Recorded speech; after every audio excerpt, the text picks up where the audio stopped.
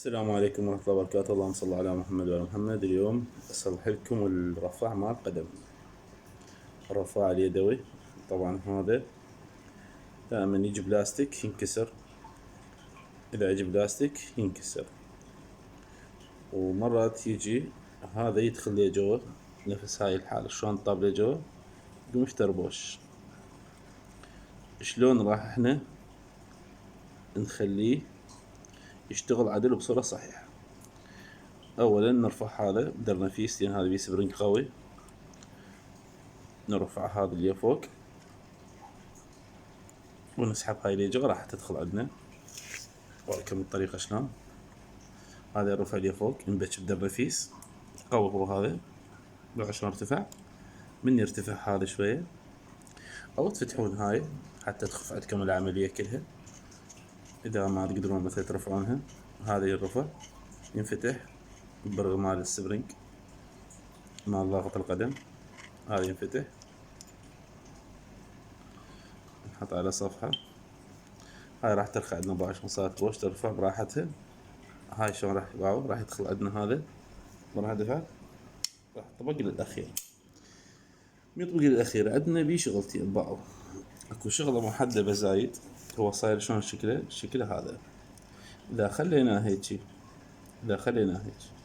راح القدم يصير بيها رخاوة، ما راح تطبق للأخير باعوا.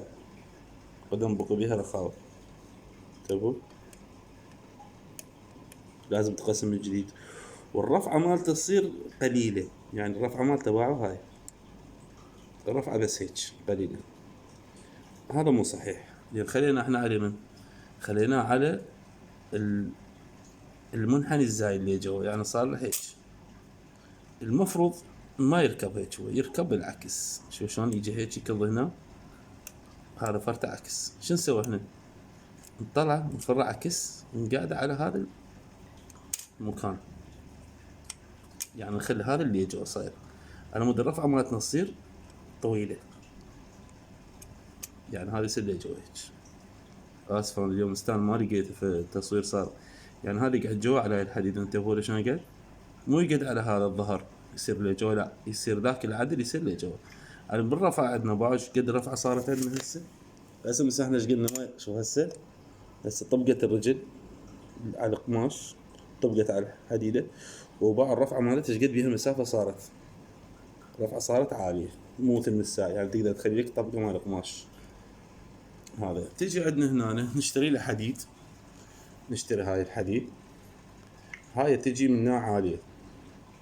لازم شو نسوي؟ نشرخها ونقعدها شوي شوي على ما يصير عندنا عدل. هسه هذا نقعده هيجي، وهذا من نشرخه نخليه يفيت حد وحد، يعني بحيث يكون ما يصير بيه مجال شوية هيجي. اذا بيه هيك مجال راح بس يطلع شوية عندنا يفلت، بس يندفع شوية راح يفلت عندنا هذا، وتنزل الرجل تفلت. عرفتوا العملية شلون؟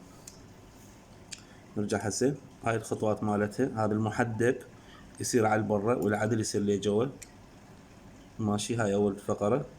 ثاني شي هذا يكون من الشدونه، حتى لو الاصل بيه رخاوة بهيك مسافة مثلا تخلوا له واشرات، يعني بحيث يكون فيت، يعني هيك يطبق طبق، يعني يكون ما بي اي حركة.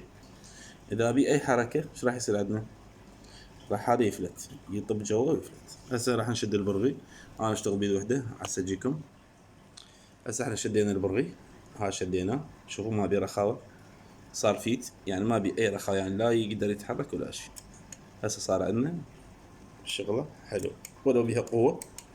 انتم تقدرون تخففون بالشرخ، يعني اي شيء مبرد، حجرة مثل هاي حجرة يعني تنظفون بيها. المهم يعني يكون يشتغل براحته. هسه نرجع نشد هذا الضاغط مع القدم، بس هذا على كيفكم، انتبهوا له منه يفلت. شوف هسه انا فلت عندي ما ادري بيه، هذا يقعد هنا بهاي البوشة، هذا البرغي نفس البرغوة، وهذا يقعد هنا،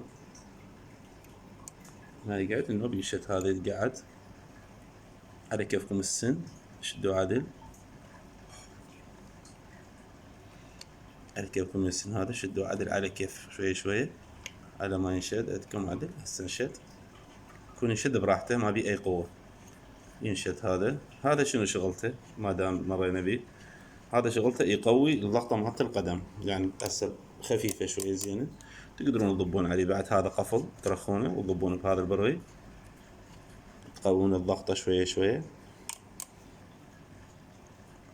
هاي نضبين قفل عندنا هيجي، هذا تخلصون هذا تضبونه انه بهذه قفل حتى ما يتحرك. هسه صارت عندنا رفعة القدم تشتغل باشون براحتها. انا خليتها شوية قوية لان مرور الزمن راح تنوكل، لان انا بردتها. هاي هنا عندنا، شوف شلون حركتها صارت، هاي ترفع القدم. ماشي عيني، وانا بخدمتكم، وارجو قراءة سورة الفاتحة لوالدي وابن اخوي ابن اخي علي، وانا بخدمتكم.